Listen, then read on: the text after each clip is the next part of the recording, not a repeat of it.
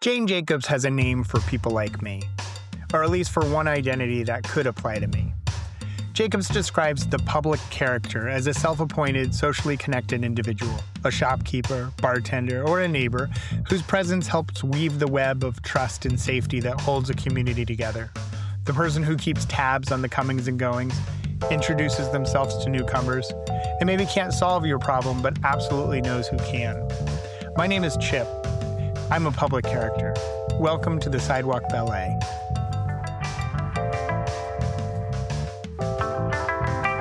I've had a few distinct careers: hospitality, theater, and eventually urban place management. Looking back, the thread through all of them has been community building, creating spaces and moments that help people connect. Over the years, I've done some pretty strange things in the name of bringing people together. I hosted a weekly volleyball game in a park where the only rule was you weren't allowed to say sorry, and after every play, someone rotated onto the other team, ensuring it didn't get too competitive. I've run around at 4 a.m. writing rhyming clues for a holiday-themed scavenger hunt/pub crawl. I convinced the city council candidates to present their downtown visions in a 6-minute and 20-second Pecha Kucha format. I once rigged dancers to the side of a building for the opening of a free community dance festival. Incidentally, I later married one of those dancers. I've opened restaurants, galleries, theaters, studios, and even a downtown-wide mini golf course built by artists. I've produced shows, hosted a community television program, facilitated more conversations than I can count, all with one goal: to help people connect. A couple of years ago, things shifted. My wife, Abra, yes, the aerial dancer, Abra and I moved to San Francisco after years in smaller cities, Santa Cruz and Boulder, Colorado to be specific, where our work was all about building community. Now, I love the Bay Area, and I truly believe there's no greater city than my new home. But for the first time as an adult, I found that finding community can be really hard. Every week, an estimated 3 million people arrive in or are born into new cities, roughly the population of Chicago suddenly navigating an environment they had no hand in shaping. My own search for belonging is a small reflection of a larger social problem. In 2023, the U.S. Surgeon General issued a public health advisory warning that about half of American adults experience measurable levels of loneliness and social isolation. Loneliness doesn't just hurt emotionally, it's physical. People with poor social connection have a significantly increased risk of heart disease, stroke, and of developing dementia in older age. Some researchers say chronic loneliness is as harmful as smoking 15 cigarettes a day. Globally, the World Health Organization estimates that 1 in 6 people experience loneliness, contributing to roughly 871,000 deaths each year, about 100 every hour. It's not just about being alone, it's about feeling alone. The gap between the connections we need and the ones we have. And here's the paradox. You can live in a city of 1 million people and still feel unseen. Research shows that in denser urban environments, feelings of isolation actually increase, unless we have access to social infrastructure, the cafes, barbershops, and community spaces where conversation happens and recognition takes root.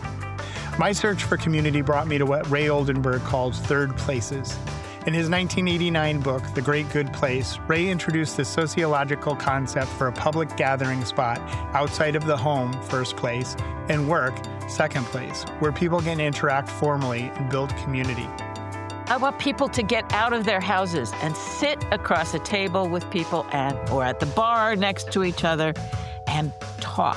That's Christensen, a publisher, author, and environmentalist who became friends with Ray and collaborated with him on many projects relating to his original concepts. This December, she will publish The Great Good Place, an update or sequel that she began with Ray before his passing in 2022. In the episodes ahead, we're bringing together some truly extraordinary guests to help us make a little more sense of how we build community, create belonging, and make our cities and city spaces friendlier, more equitable, and more sustainable. I really can't think of a better place to start than talking about third places with Karen. Karen, thank you so much for being here on the Sidewalk Ballet and talking to us. I'm excited to get into the work you're doing with the new book coming up, the sequel to The Great Good Place, but also just hearing about you and your work in building community and writing about community. And I would love to start with How did you get to that? You've done a lot of work as an environmentalist and publishing, and where did that connection happen? Yeah, it really started with my environmental work. I was a young mother in London and working for T.S. Eliot, the poet T.S. Eliot's widow. So doing literary work, nothing to do with anything I do now, although I'm writing about her again, oddly enough, this morning. Um, but I had a publishing friend who young editor, and she called me up and said, "Oh, I got a new job. I can commission books. What do you want to write a book about?" and they commissioned me to write a book on home ecology, so a guide to green living, which I knew virtually nothing about. But it happened to be published at a time that it was also a good book, but it was very successful in the UK. And an American publisher bought the rights to it. So I'm an American, but I was living and had a young family in London. And it was a small publisher in Colorado, in Boulder. Or I lived in Boulder, they were in Denver. But anyway, I went over to help promote that book. And my editor there, um, he handed me we were talking, and I guess I was talking about community. I'd been talking to another editor in London about doing a book on the search for community. The word community kept cropping up. Whenever I read people writing about a sustainable future, became my great interest. They kept saying, "We need to build community. We need a sense of community." And here I am someone who's living in a foreign country, who grew up in the suburbs in the Silicon Valley. I just kept thinking, what the heck is community? What does that mean? What I didn't even realize, I actually had a quite wonderful community I lived in London. I wasn't really sort of thinking, I just hadn't thought about it, but the question was on my mind. I must have been talking about it to this editor. And he said, "Well, I have a book. I just read a book. I think, you need to read this, Karen." And he put in my hands The Great Good Place. And it was fairly soon after it come out. It got a lot of attention in the press. And I was, of course, as many people were, quite enchanted by it. I mean, fascinated by it. I'd never really, certainly not growing up, ever seen anything that was like a third place. It was not part of, my parents' experience at all, really. You mentioned you were growing up in more of a suburban environment? Yeah, in Cupertino, California, Oh, few okay. Okay. a few blocks from where Apple headquarters Right. is now. And so there wasn't Well, it was actually, for a child, it was surprisingly walkable, but it was not a place where there were third places, and my parents were of a kind of young, kind of computer dad, and housewife at home. Certainly, they didn't make friends in the neighborhood. They didn't ever, I mean, they wouldn't have dreamed of walking out down to the place.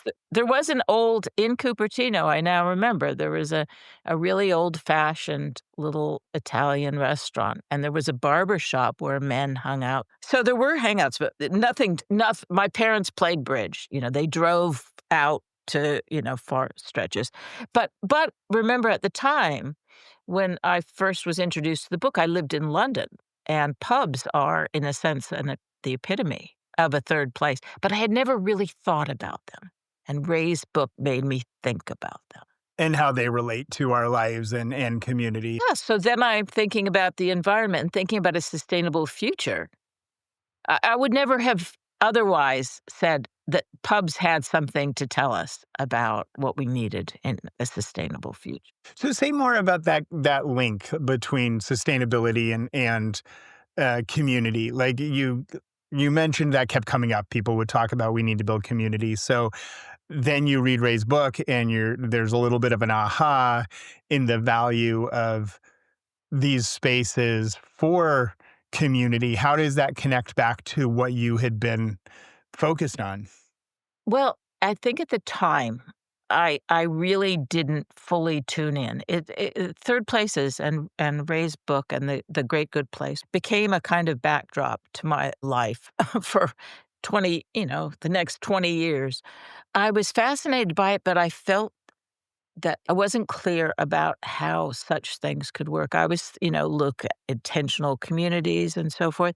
It really was only, as I ended up handed the task of writing a sequel to the book, because Ray and I, during his last years, corresponded a lot. Finally met him after all these years.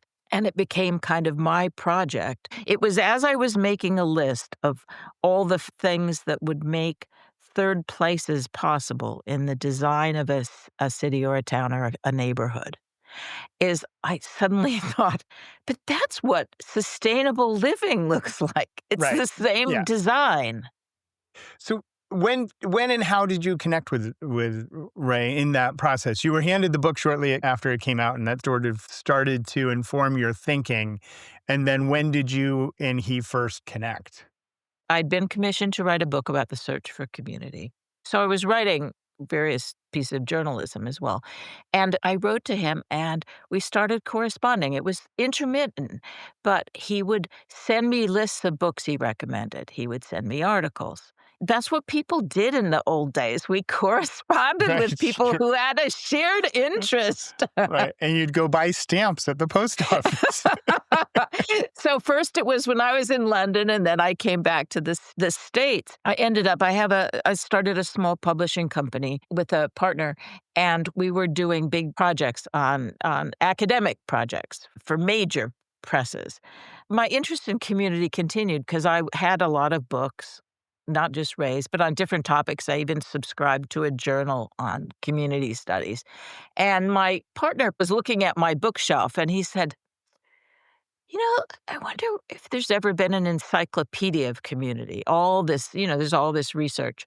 And so I ended up the senior editor of the definitive academic work on community, which meant bringing in hundreds of experts on every aspect, from technology to intentional community to all sorts of ethnic communities, gangs. We covered, you name it, we covered it. Um, and of course, when it came to the piece, we obviously had to cover issues of social life in community. And so I turned to Ray, a sociologist, and asked him if he would be the associate editor for that section.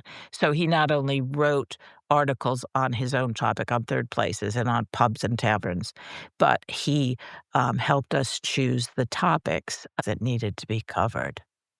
What an undertaking. Just thinking about that when I was reading up on the Encyclopedia of Community, it's such a big, like, community is so broad. Like, what does community mean? We started, what is this community thing? And like, once you start kind of peeling that onion, and you're down a whole rabbit hole. So it sounds like in that process, did it take you to places that surprised you? Oh, absolutely. We tapped into very different groups. One of the strangest things about that project that amazed me at the time and still amazes me is these are all people, all academics at major universities who are writing on aspects of community, and they have no connection with one another. Yeah, um, that's so interesting. we worked with Robert Putnam's group at Harvard, the social capital folks, the bowling alone folks. But did they overlap with any of these other people? There was nothing. So, I The mean, in a way silos that's of community. yes.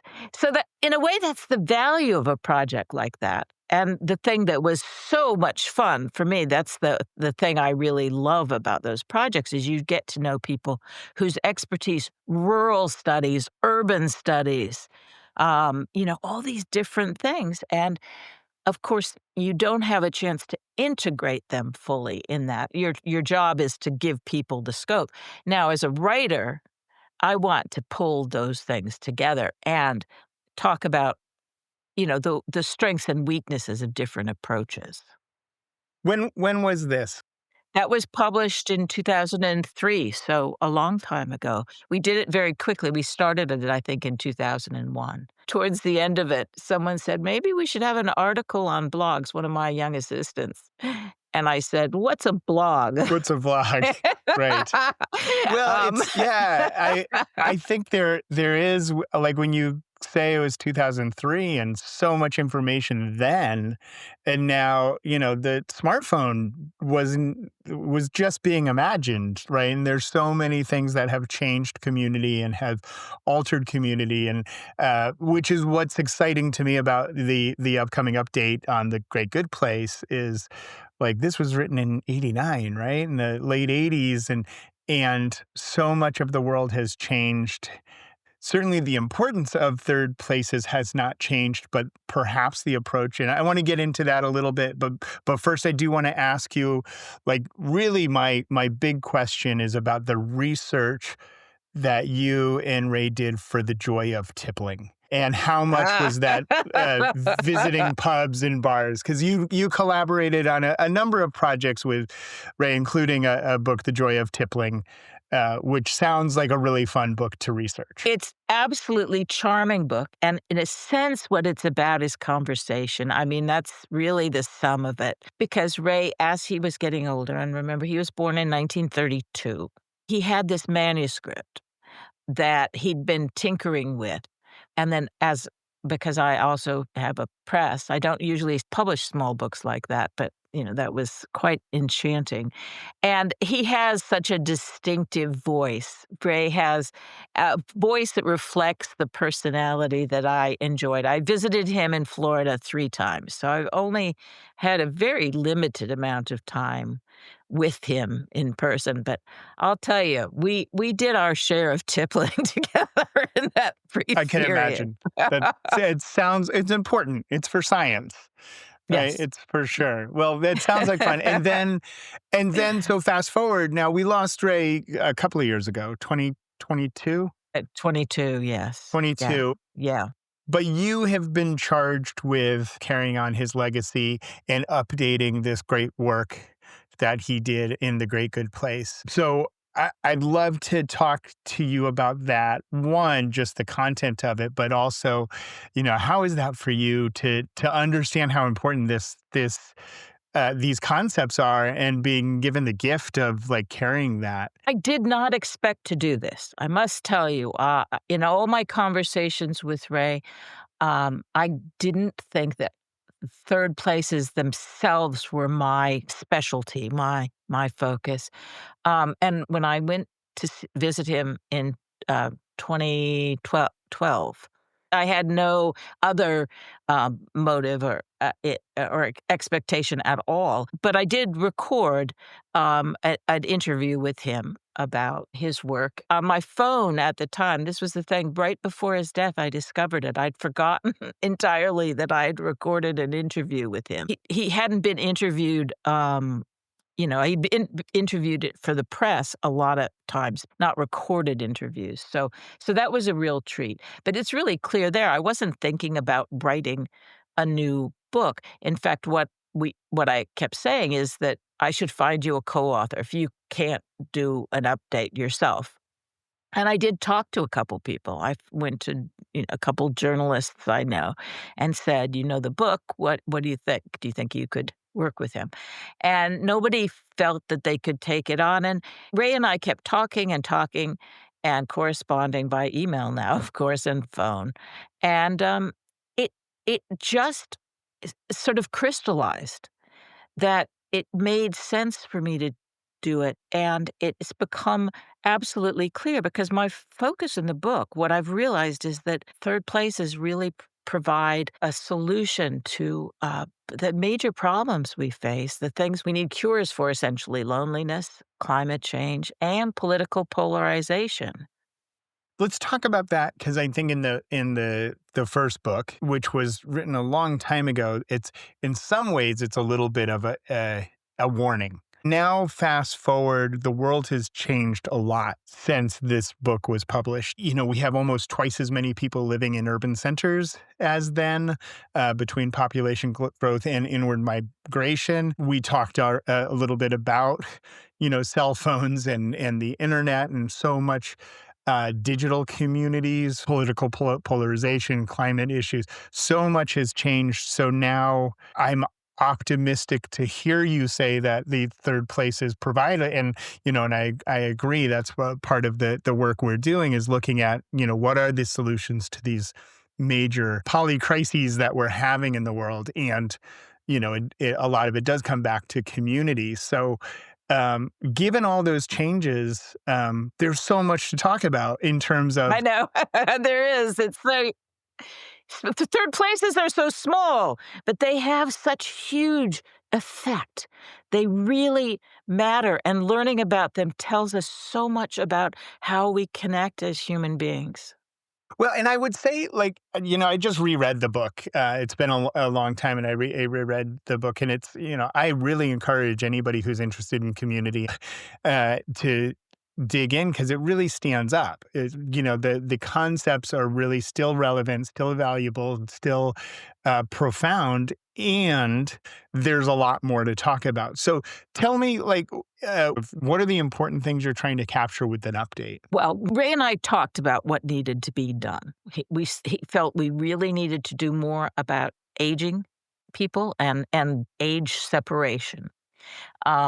He was clear that he understood that he had not kind of grasped some of the gender issues um, that we might need to look at, and it was that was fine. I could deal with that. One thing that he did talk about in the book, but not as much as in subsequent articles, was the issue of town planning and zoning, in particular in the United States, which is enormously important. It's actually a big issue in the town I live in right now. And boy, I read a letter to the editor. I thought, this is exactly what Ray was complaining about. Um, Can I ask more about that? When you're talking about like challenges with zoning, are policies that don't support third place? What is the idea that we need to protect residential areas from anything else, right? any Yeah. The encroachment. separation of use. Yeah. And people really flip out about this. Sure. And Americans, it's become lodged in our minds somehow that this kind of separation is desirable, and the highest goal is to be as far as away from other people as possible and from anything interesting to do. Um, which of course it has to do with car dependence and promoting car dependence. There's no doubt about that. But I said to Ray, I've got to put stuff about zoning. I need a chapter on zoning. He said, Karen, you'll never make that interesting. He was like, I know it's important, but I don't know how you're gonna write it. So that's become our joke, making zoning Right. interesting.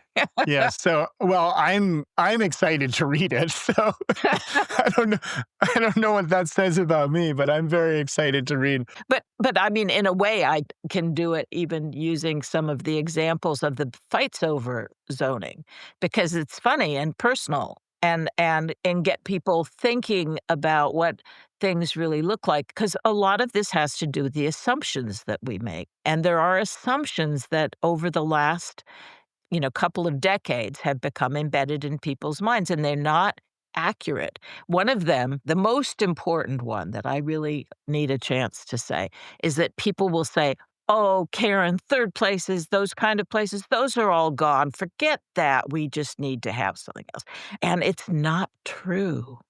It's not true. We have lost them. And Ray wrote about this in 1989. He was aware of and wrote about and concerned about. That was his argument, that we're letting these important places go. But I have been startled to find that the real issue is in America. We have let them go. In other parts of the world, they are much more, present and vibrant. We have really erred in in this, and they exist. You tap into more of a working class community. There are still a lot of, bars that really I visited them and had other people tell me stories. They do exist.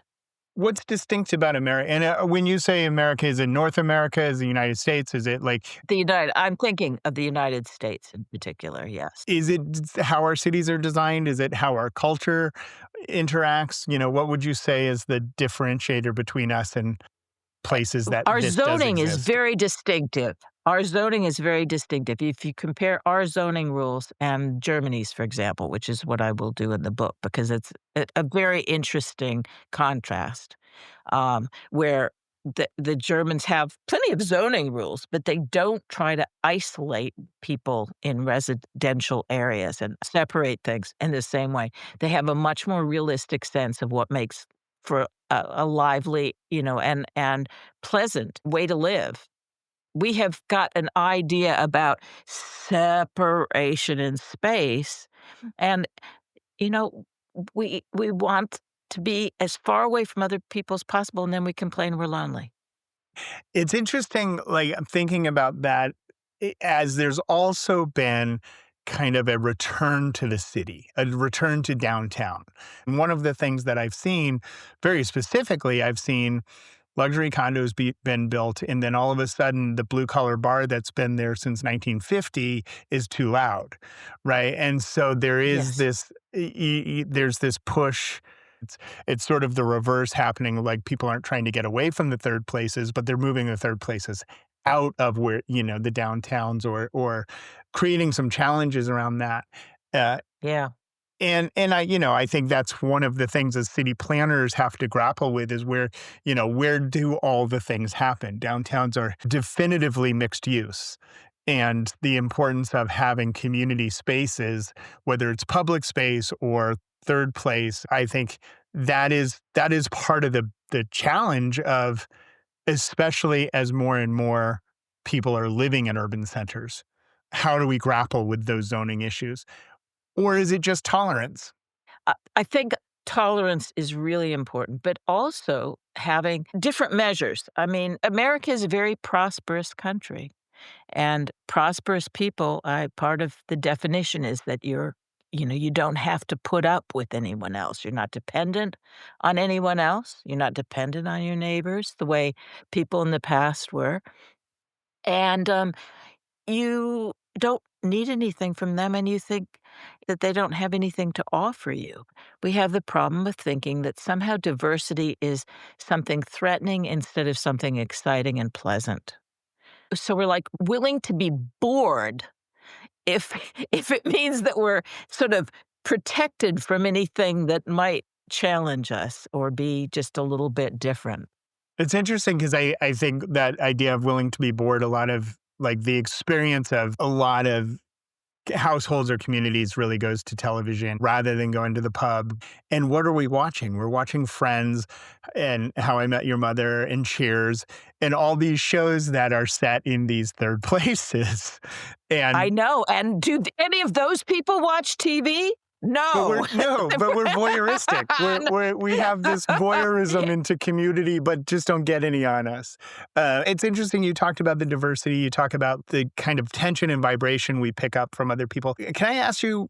The pandemic changed a lot for a lot of people in a lot of ways, and very different in different places. Different countries responded different way, different communities responded different way, and some things have been more sticky than others. One of the things I was thinking about is the idea of the third place is, you have your first and second place, which is home and work. For a number of people, a growing number of people, those first and second places have become blurry.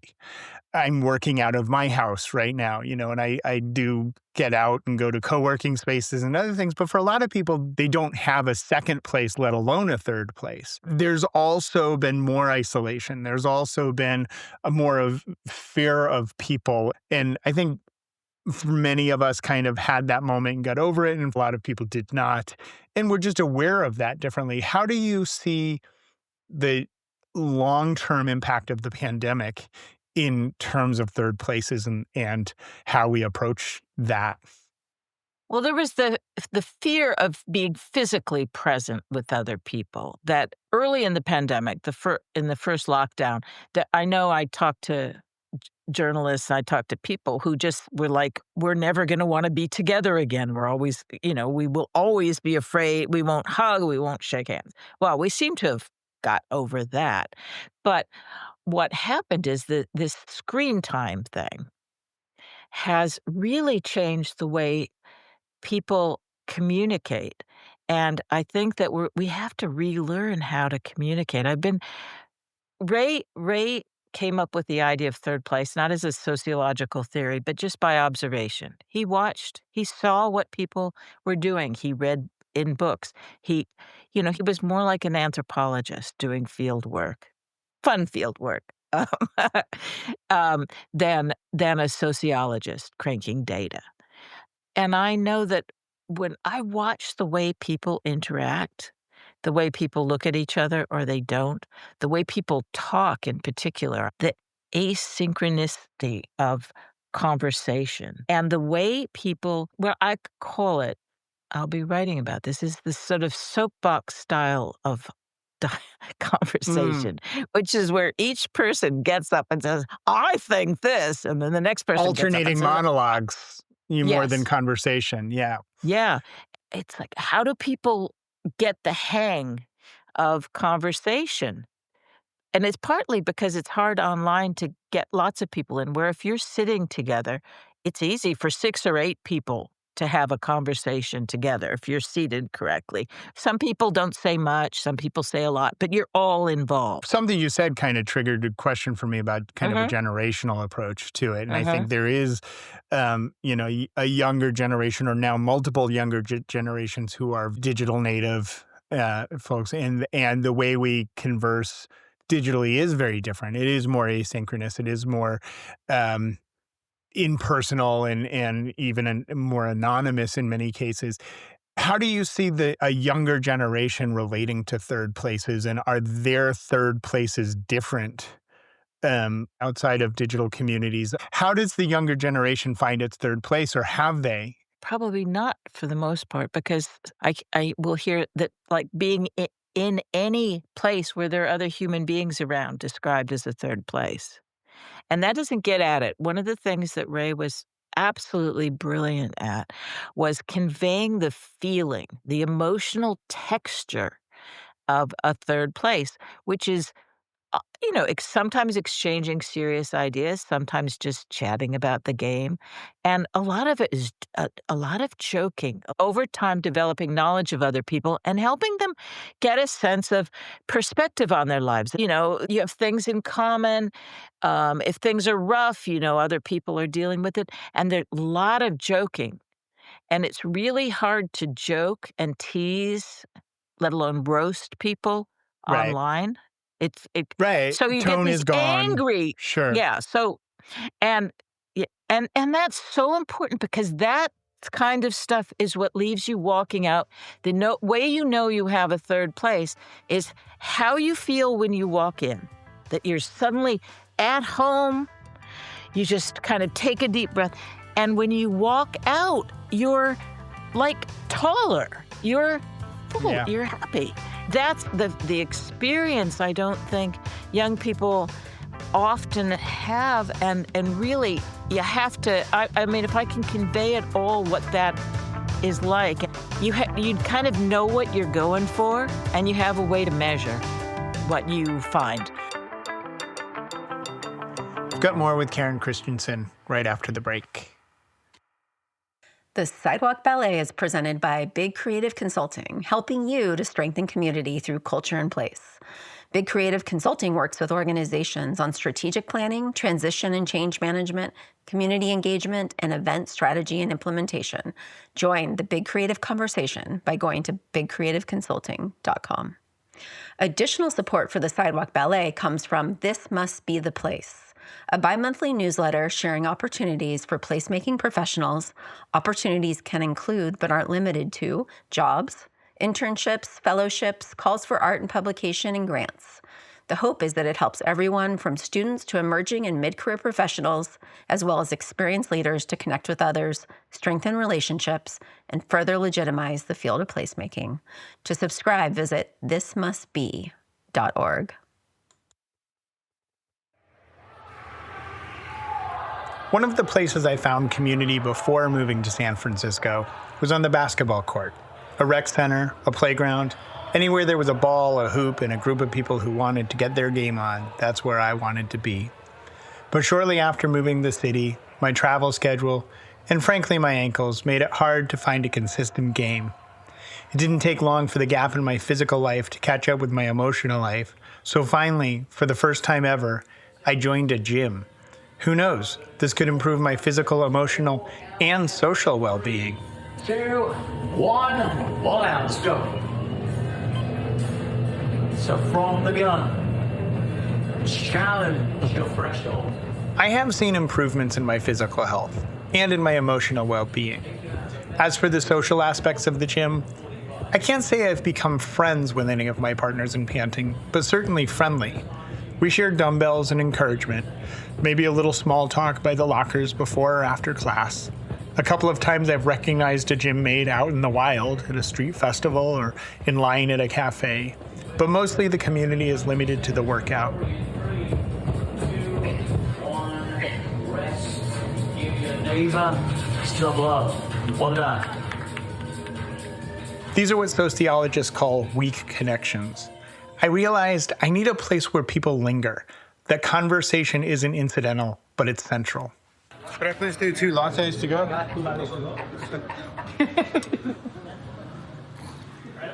I've only ever had one real retirement goal. I want a cafe where I can sit around with a bunch of other old farts and spend my senior days talking, presumably about what's wrong with younger generations these days. You see them in every town, most neighborhoods, a group of folks, usually but not always older, at a cafe, a donut shop, or a diner. I've often wondered about these groups. Who were they? How do they meet? What do they talk about? Does every one of these groups have a guy named Roger who the rest of the group teases relentlessly? Why did they pick this place? Can I join their cool group, or do I have to find my own? I'm happy to be the new Roger. How long have you been coming to this spot? Well, there was a gap for me. I first came here in 1975 for a few years, and then I moved out of the neighborhood. And I didn't come back till the late 90s. Cafe Triste in San Francisco's North Beach was the West Coast's first espresso coffee house. Since 1956, the iconic corner location has been serving the best blends of coffee and conversation. I talked with Tony, a regular who does meet with a group of guys almost every day there. Well, I think the thing you need to remember, at least about North Beach, and probably about cities like Paris or Vienna and the rich cafe life, is that most people live in apartments that are really small. Right. And so your home is not necessarily the best place to socialize. Yeah. So you do your socializing in cafes and restaurants and bars, because I live in a studio apartment. I'm not going to have 10 people over for dinner. Tony and the others I talked to were generous with conversation. We talked about who was part of the group, how they mostly met in the neighborhood, the diversity and commonalities, the range of topics they shared. There was a sense that they all understood how precious what they had was, this place and this community where they belonged. And that thing. Yeah, for sure. People do this all day long, and they're Right. on the internet, and the art of conversation is definitely not what it used to be. That's an absolute. I came to understand that the group itself was meeting here long before even the older members sat down at these tables, and will likely keep meeting long after these folks stop coming. Hopefully, when I'm ready to invest my days sipping coffee and talking with friends, the group will welcome me. In the meantime, I really have to get back to work. I am Marcella, and I am the social media and community manager of Trellis Co-working and events. About a month ago, I joined a co-working space. It's only a few blocks from my house, and I find myself there most days now. It's a comfortable place with a cafe, a bar, and a lot of amenities for working members, including a shower, a nap room, and yes, a podcast studio. I know.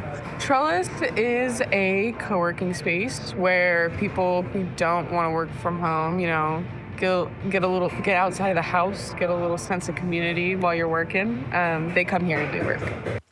Like a lot of co-working spaces, they do more at Trellis than just provide space. They work to create connection. So even if you're not talking to anyone, just having no walls and being in the same space with people, I think helps with connectivity. It's a form of connection regardless. A majority of people are going to be startup, small businesses, a lot of tech. We have a couple architects, so we have some writers, but mostly tech, mostly startups. One of the things that distinguishes a co-working space from just shared office space is the programming. Throughout the week, Marcella and the rest of her team are constantly curating and hosting activities, again, designed for connecting their members. Tea and cookies, every Tuesday. And, we have some regulars that come every single week. Same thing with happy hour for folks who like a glass of wine at the end of the day. Same kind of thing, but even people who just stop by for the day, coming in and getting to connect is really fun, and I've seen some friendships blossom from that. My favorite thing ever is when you introduce two people and they become friends and start hanging out without you. That's like the biggest compliment ever on my matchmaking skills of friendships, Marcella and the others here have introduced me to some really cool people here, and I imagine they could grow into real friendships. But for now, it's still pretty work-based. If I'm really going to find community, maybe I do just need to listen to what Ray and Karen have been telling me all along. I need a spirit guide. My name's Rob Reddy. I'm the former owner, operator, founder of Piano Fight, which was a venue management and production company for 17 years in San Francisco. I'm currently the principal of Born Ready Consultants. Rob has a lot of titles, but if I were to distill it down, I would say he too is what Jane Jacobs called a public character. He seems to know every bartender in San Francisco, and everybody knows Rob. Community. If anyone can help me find a third place, coordinator. He's my guy. I don't know if I got that title right. By the Planning Commission and Tenderloin CBD. Great question. So first of all, bars have souls, okay? And you can tell a soulless bar as soon as you walk into it. You go, this feels soulless and lame. And those are like corporate bars, right? Right. But little places like this, it's like neighborhood bars actually are great for this. They can be a little cliquey, but it kind of doesn't matter, because so long as you're nice and you're nice to staff and you tip well, you'll be in with all the cliques. It's all fine. I think having a lot of bar seats is important, like more bar seats than tables. And then you probably don't want a place that's like super loud fucking music. You want something that's a little more low key than like, if it's like 4 or 5 deep at the bar, you're not really gonna move anyway. Like you will, but that's not gonna be a community, right? You have to kind of go to these places on Tuesdays and wait. They have to be open Tuesdays, just get a place that's open from like 2 to 2, or 4 to 2, whatever it is, like every night of the week. And yeah, a place that's not going to break the bank every time you go. Right. Because you're going to want to go on. Convenience, right? Like make sure it's convenient to your work or your home, or like you don't want to be able to like, you want some places or a place where if you have downtime, right? When you have downtime, unstructured time, you can just be like, oh yeah, I'll pop over there, right? Then there are some tricks. There are some tricks okay. Tell me wise one. So step one is you're gonna want to tip well and be very nice to the staff.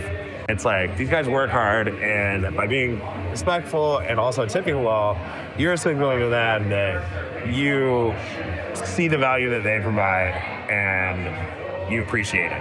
And the staff will, once they kind of like you, because you're respectful and you tip well and you're nice and you're funny and whatever, they'll kind of help introduce you to the community.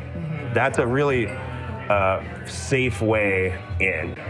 If introducing you to the guy sitting next to, sitting to your left means that you buy another drink, right? Well, that's good for everybody. And I think that also sounds Rob has a lot of really good advice, but maybe it's even simpler. As I navigate the city, I realize there are a lot of places that community exists. Not just the gyms, cafes, and bars. There's meetups around every topic you can think of. Makers groups, sports leagues, classes. But as Marcella from Trellis said, You have to show up. If you want community, you have to show up.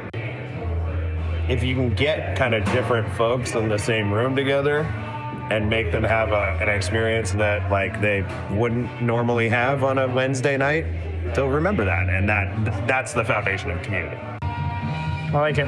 Thanks, man. Yeah. Appreciate it. Hell yeah. Yeah. Hell yeah. Do you want a drink? Yeah. Let's get a drink. Okay, our first one. First one, again. All right. So Ray talked about third places being informal, democratic, low cost. Starbucks famously co-opted the ideas for marketing. Starbucks is very much a commodified place. The co-optimization of this idea by Starbucks and other companies who have kind of latched on to this does that dilute the ideas, or does it somehow elevate kind of an understanding of third places, or a little of both? Ray was really relaxed. He wasn't aggravated by Starbucks using the term particularly. He was a little aggravated by them trying to kind of co-opt him into promoting them. People use third place in a lot of ways, and Ray took it very well, even though he would distinguish what he considered really to have the characteristics of a third place. What I've heard from some people is that they think, a third place shouldn't cost anything. And the trouble is, if you have a third place that doesn't cost anything, then somebody's going to be paying for it. It's going to be a nonprofit or a government thing. And the fact is that most third places throughout history, because third places have existed, needs to be clear, throughout human history and around the world in every culture, most of them have gone along with some commercial activity. Yeah, I think you go to the English pub or the French cafe, or all the examples in the book, they're all centers of commerce. Yes. But I think the distinction, like you mentioned, going into Starbucks and everybody's on their laptop and this and that.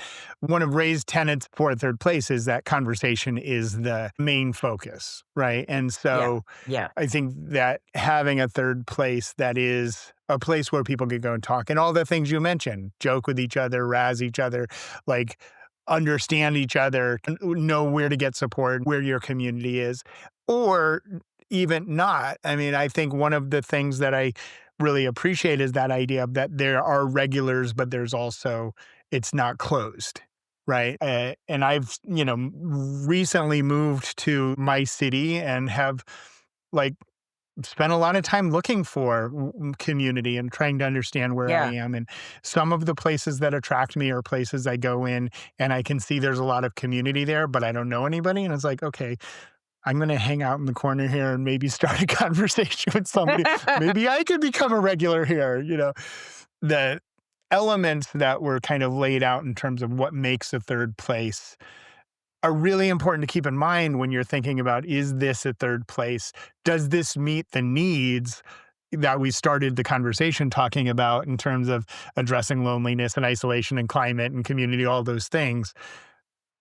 Having coffee and sitting on my laptop probably doesn't fill that. It fills something, but it doesn't have that conversation. And when people say, I just like to go and work at the coffee shop or in the library because we're humans, we're social creatures, having other people around is nice. It's just a different thing from the people you get to know.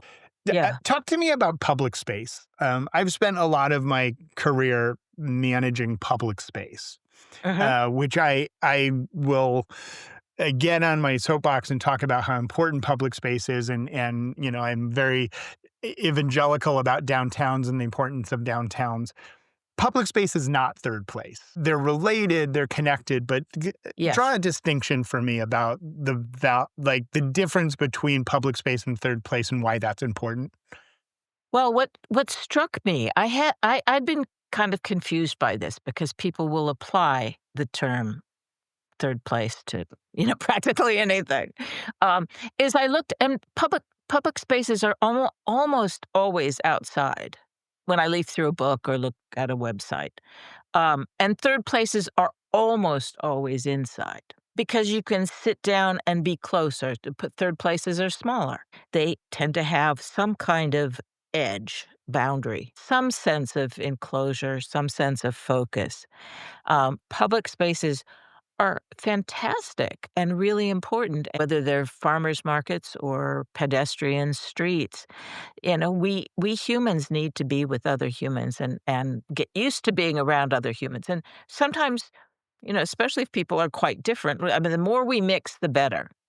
But that kind of this sort of stepping down into a place where you really are known. It's the old Cheers, where everyone knows your name. I mean, and not just knows your name, but knows more about you, has some biographical information about you, and you know something about them.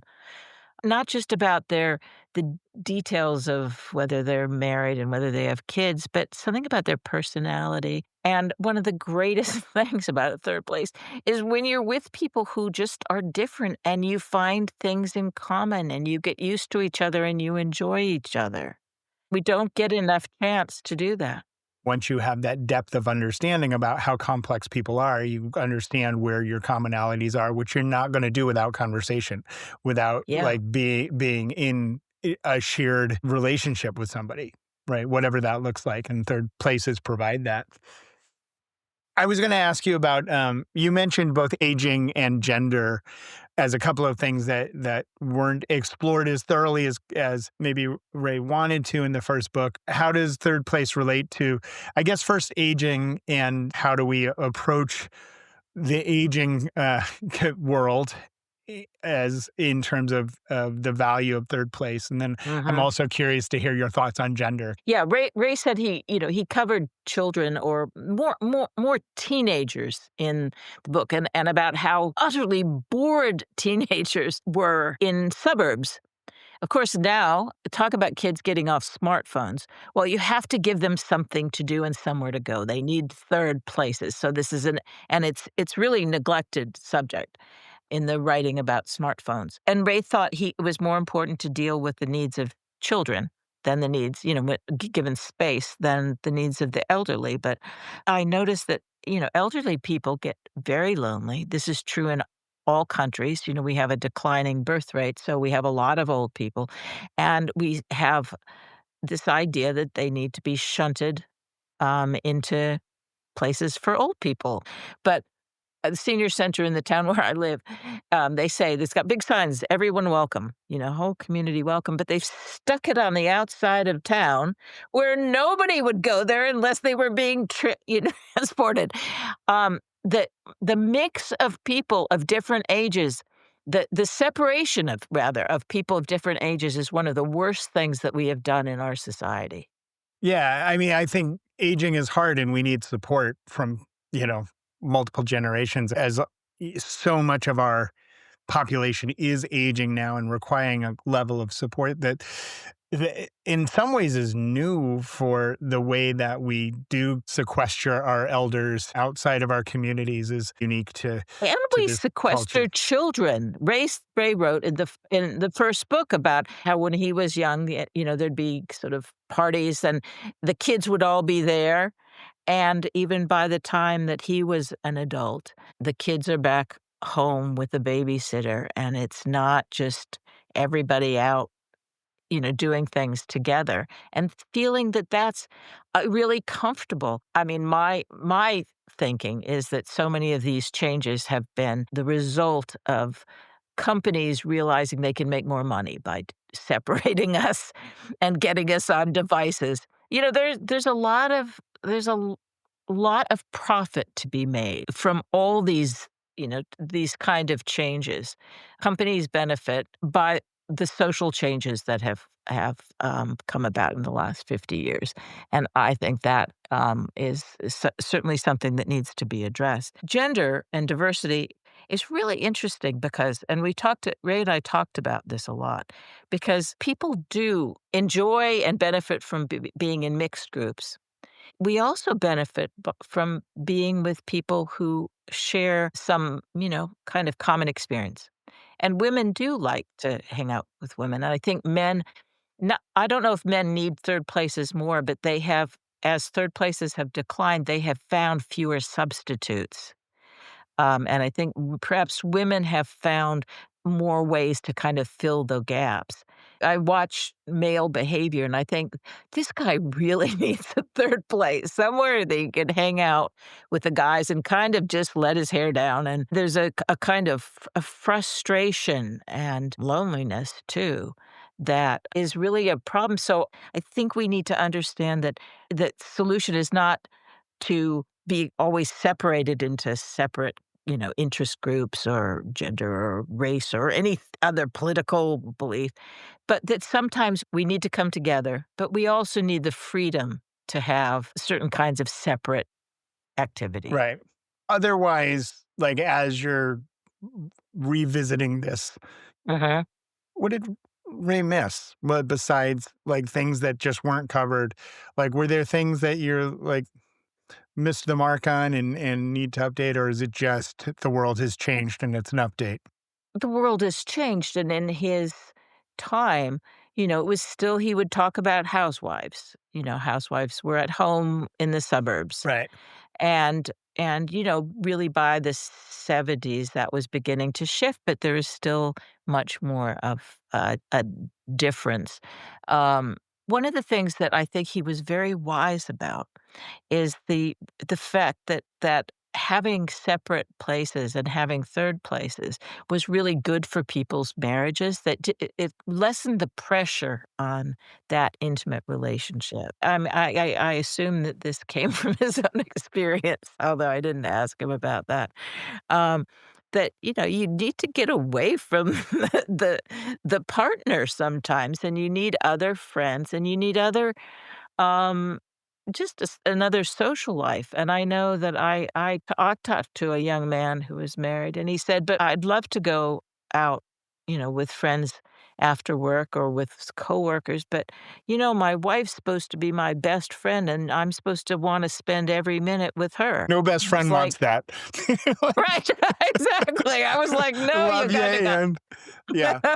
Well, I will make the argument to my wife that sociology has decided I need to go to the bar right now and have a drink. So I'll see you later.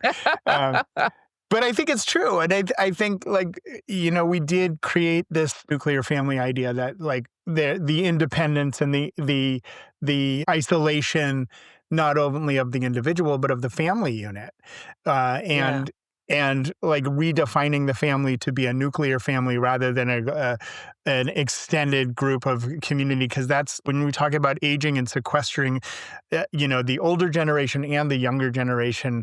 We used to be a family, like, and we would have community in that way. It was interesting when my family moved to Cupertino because, in those days we weren't flying back and forth to see relatives and all. It was a migration from the Midwest and the East Coast to the the emerging Silicon Valley. And so my mother met a couple of women through something called Welcome Wagon. They would welcome newcomers to the neighborhood.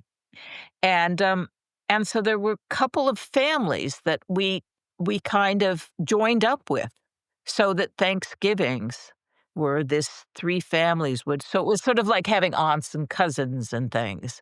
And I think that's very healthy. Small families are smaller, but again, we've spread out so much and got these devices to look at that we're just not looking to even the neighbors or near people nearby. So tell me this. I know my takeaway from talking to you, like I mentioned, is I'm going to the bar today. I'm going to go hang Excellent. out and He have a would be pint 100% for in Ray. favor. I'm going to throw one back Lift for a Ray, glass. and I may or may not flirt with the bartender, but I'm going to do my best to get in conversation. So Yep. what do you hope besides that? What do you hope readers we'll take away from the new edition? I want people to get out of their houses and sit across a table with people or at the bar next to each other and talk and keep at it, because I think it's really scary for people at first. They don't know how to do it. We just need to be willing to invest the time. I mean, frankly, we're spending a lot of time on social media. We could invest a little bit of that time in trying to get to know real people. Yeah, I appreciate that. Thank you so much for your time. I'm excited to go have conversations and welcome other people into the conversation too. I think it's not only getting yourself out there. One thing that just strikes me, you talk about people are afraid, it's scary, and we all play a role in that. So for those of us who are a little more extroverted, like being able to pull other people into the conversation, whether that's at the pub or just in general, how we talk about community and how we exist. So I really, really appreciate your time and your insight. I'm really looking forward to the book and to continuing reading all the work you're doing. And thank you so much for being on the Sidewalk. Thanks, Chip. It's been great. Karen Christensen is a publishing entrepreneur, activist, and author who writes about women in power, community, and climate change.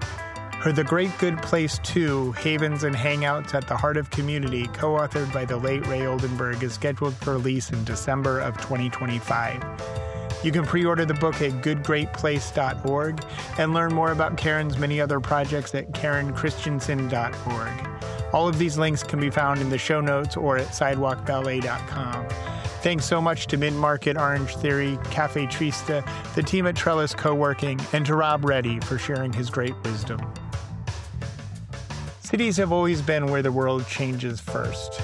They're where we test ideas, bump into each other, and decide, sometimes messily, how to live together. I still believe that if we are going to find solutions to our biggest challenges, climate, equity, democracy, belonging, they will be found in cities. But that only works if we remember that cities are more than buildings and policies. They're made of people and the invisible threads between them. Progress doesn't just come from innovation or investment, it comes from connection. The real work of city building starts small. It's the nod you exchange at the gym, the chat with the barista who knows your order. It's someone pulling up a bar stool, saying hello to a stranger. The simple decision to linger just long enough to be known. Those moments, those weak ties, are what make strong communities. And strong communities are what make great cities. Sidewalk Ballet is presented by Big Creative Consulting, strengthening community through culture and place. Learn more at bigcreativeconsulting.com. Also by This Must Be the Place, a bi-monthly newsletter connecting placemaking professionals to opportunities. Learn more at thismustbe.org. Contributors include Ava Allen and myself, engineering and editing by Ryan Musante. Our theme music was composed by the Peacoat Project. If this conversation resonated, please share it with someone who's doing the work of keeping their community whole. And join the conversation on our Discord server, also linked at sidewalkballet.com. I'm Chip.